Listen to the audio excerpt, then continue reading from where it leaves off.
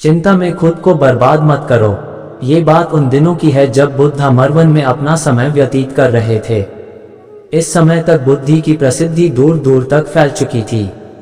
बहुत दूर दूर से लोग अपनी चिंताओं और परेशानियों का समाधान खोजने के पास आते थे। ऐसे ही एक दिन जब बुद्ध मरवन में अपने शिष्यों को प्रवचन दे रहे थे तो एक अधेड़ उम्र का व्यक्ति अपने 21 वर्ष के पुत्र को अपने साथ लिए बुद्धि की तरफ चला आ रहा था। जब ये प्रवचन स्थल के पास पहुंच गए तो एक नज़र उन पर डाली और इशारे से बैठने के लिए कहा। जब प्रवचन समाप्त हो गया और सभी लोग वहां से चले गए तो बुद्ध ने उस व्यक्ति को अपने पास बुलाया और बैठने के लिए कहा। वहां चारों तरफ हरियाली छाई हुई थी। मौसम बहुत सुहाना था और तरह तरह के पक्षियों की आवाजें गूंज रही थी। ऐसा नज़ारा देखकर उस व्यक्ति को अंदर से असीम शांति महसूस हो रही थी। इसके बाद बुद्ध ने उस व्यक्ति से आने का कारण पूछा तो इस पर व्यक्ति ने कहा, ये तथागत, मैं 2 दिन की लंबी यात्रा करके अपने पुत्र को आपसे मिलवाने लाया हूँ। ये मेरा इकलौता पुत्र है और ये हर समय थका थका रहता है। ऐसा लगता है जैसे इसके अंदर कोई जान ही नहीं है, कोई प्राणी नहीं है। इसका स्वभाव भी काफी चिड़चिड़ा हो गया है। अगर हम इससे कुछ भी कहते हैं तो ये हमारी छोटी छोटी बातों पर गुस्सा हो जाता है। इसके देखने की क्षमता भी उम्र से पहले ही कमजोर हो गई है और इसके बाल भी सफेद पड़ने लगे हैं। इतनी कम उम्र में इतनी बड़ी उम्र का लगना मुझे तो कुछ समझ नहीं आ रहा। किसके साथ हो क्या रहा है तथागत? मैं अपने पुत्र के स्वास्थ्य को लेकर बहुत चिंतित हूँ। जब मैं अपने पुत्र को वैद्य जी के पास लेकर गया तो उन्होंने कुछ औषधि दी और कहा अपने पुत्र को तनाव कम लेने के लिए कहो। वो अपने दिमाग में बहुत अधिक तनाव लेता है, इसलिए उसकी ऐसी हालत हो गई है। लेकिन मुझे उनके बहुत समझाने के बाद भी तनाव का मतलब समझ नहीं आया।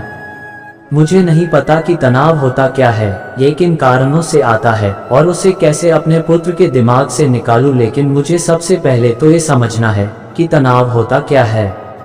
इसीलिए तथागत मैं आपके पास आया हूँ, कृपया आप मेरी समस्या का समाधान कीजिए।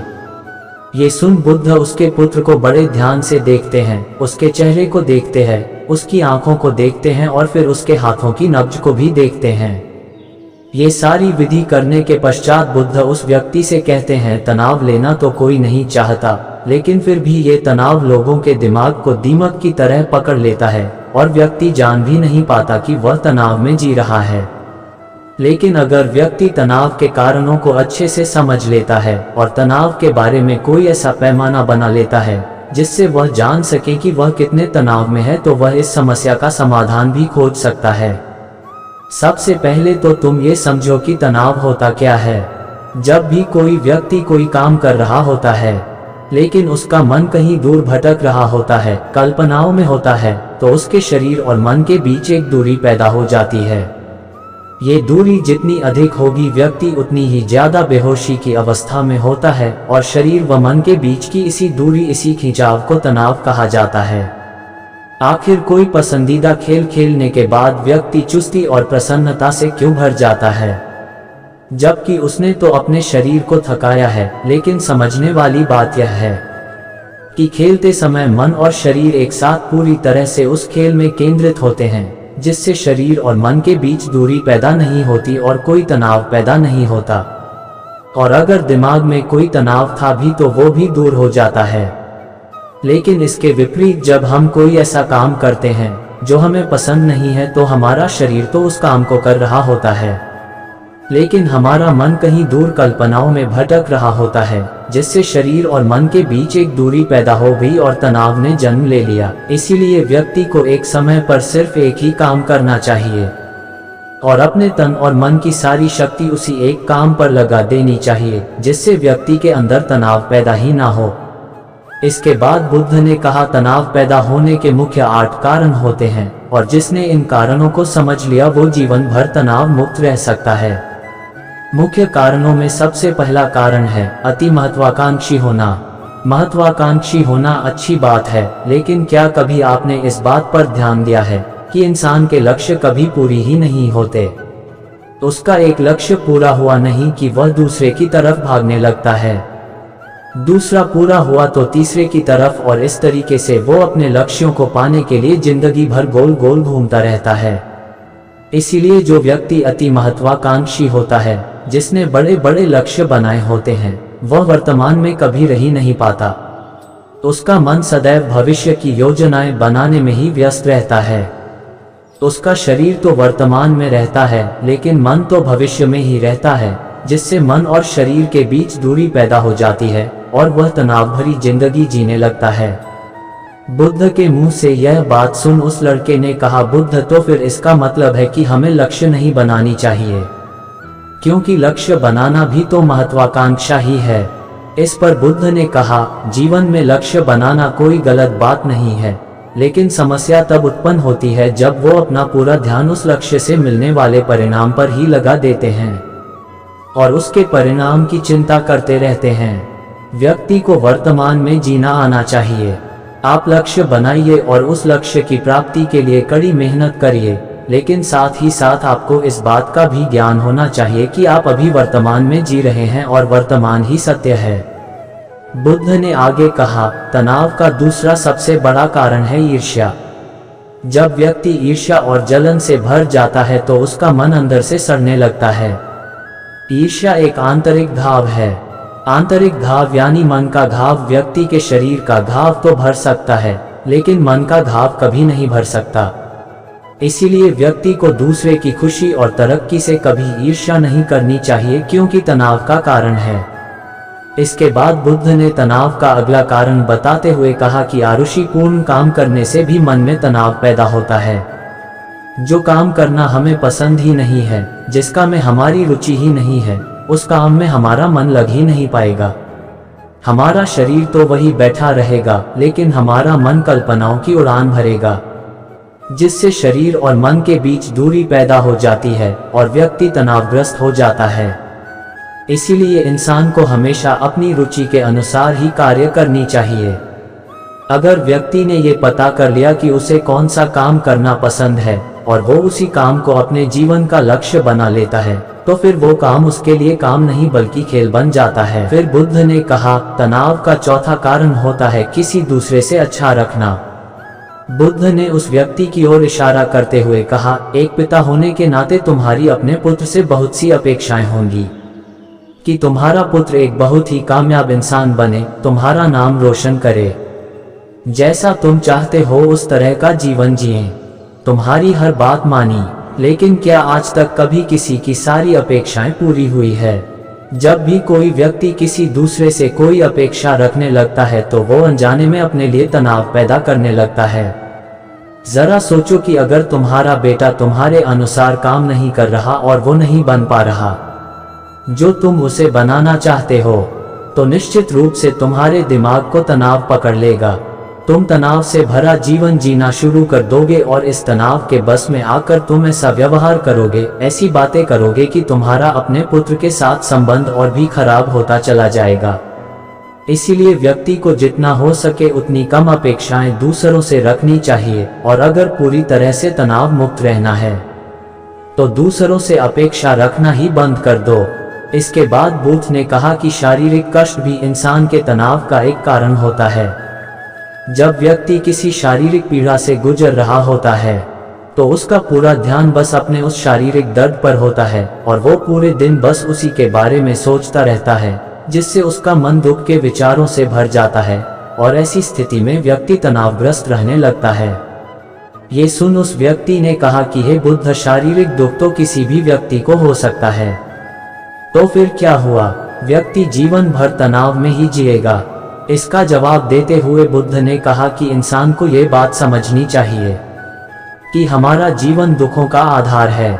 जैसे जैसे हमारा जीवन आगे बढ़ता है, इसमें दुख आते हैं, बीमारियां आती है और फिर अंत में मृत्यु भी आती है। तो बीमारियां इंसान के जीवन का अभिन्न अंग है, कोई इनसे बच नहीं सकता। बस किसी किसी के जीवन में ये समय से पहले आ जाती है तो किसी के बाद में पढ़ाती सबको है। जब इंसान का मन इस बात को अच्छे से समझ लेगा तो फिर वह अपनी बीमारी के बारे में सोच कर ज्यादा तनाव नहीं लेगा, क्योंकि यह हमारे जीवन का अभिन्न हिस्सा है और इसके लिए व्यक्ति को शारीरिक रूप से भी अभ्यास करते रहना चाहिए। अपने जीवन में व्यायाम और स्वस्थ जीवन शैली को भी जगह देनी चाहिए। ताकि उसका शरीर लंबे समय तक निरोगी रहकर सही से काम कर सकें।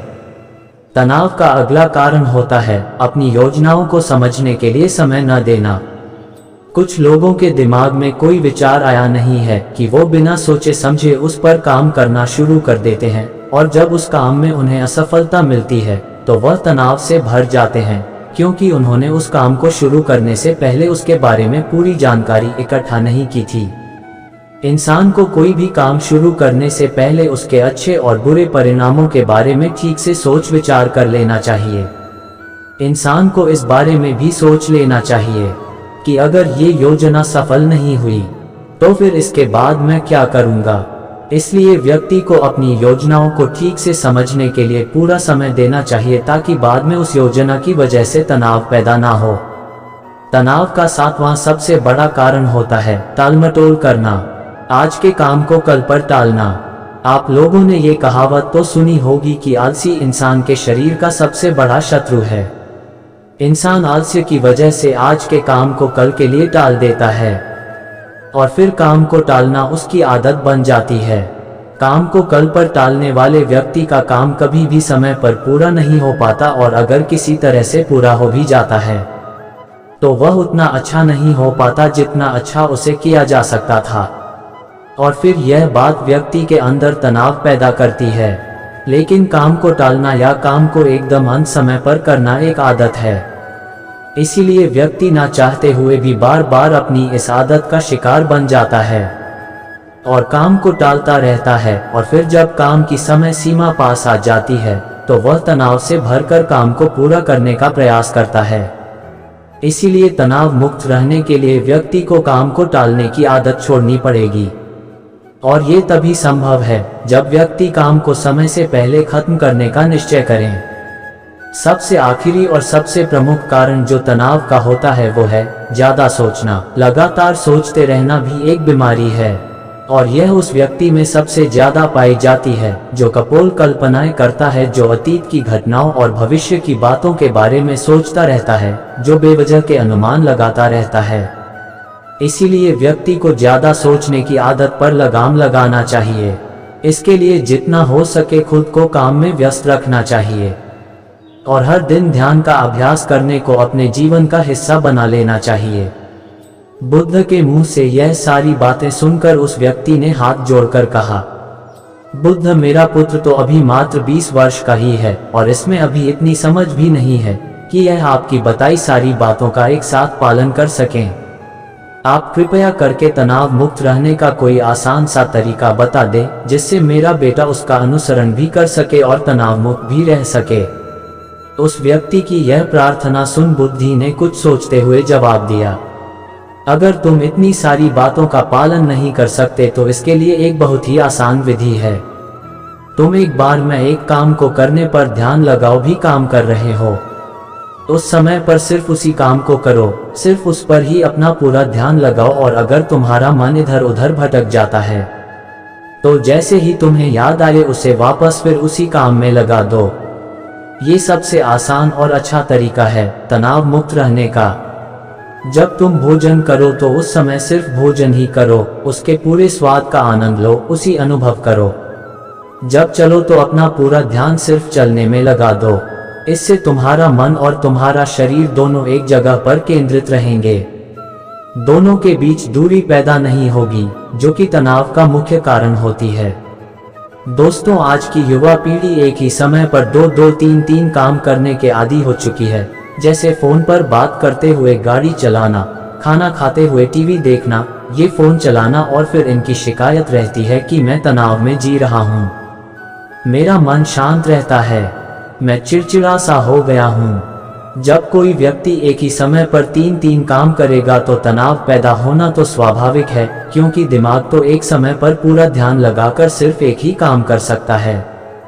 पूर्ण रूप से एक ही समय पर 2 कामों पर ध्यान कभी नहीं लग सकता। इसीलिए जहां तक संभव हो सके एक समय पर सिर्फ एक ही काम करने का प्रयास करें, वो भी पूरे ध्यान के साथ।